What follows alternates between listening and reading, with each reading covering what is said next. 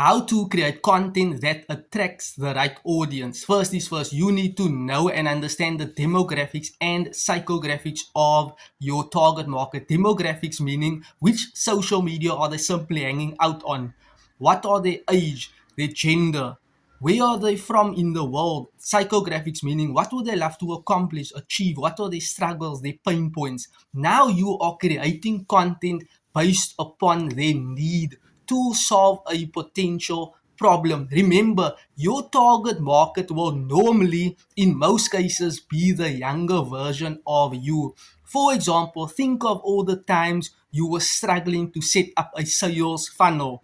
You never knew which tools to actually integrate into a sales funnel for it to work on complete autopilot, which is my favorite work, and is optimal to generate leads and convert leads into sales. Think of the days where you were just scratching your head, you were confused, you never actually knew how to put together a sales funnel. So now, when you actually overcame that challenge by getting a mentor, by being inside of a community of like-minded people that taught you the step-by-step blueprint, the strategy on how to put together a complete all-in-one sales funnel, whereby you have your capture pages, your lead magnets, you have your email automation responders, you have everything together that works optimal for higher productivity,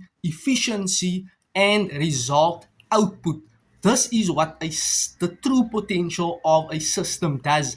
And your market now do not know these things. So you have to explain to them in full detail, not explaining to them vaguely why your students or your market are not truly familiar of a fully automated sales funnel that works on complete autopilot. So you need to create content on how you overcame that challenge and how you can actually assist, help, and guide them to do the same. So you will basically say the same things over and over, knowing who your target market is. Is it single parents, dads?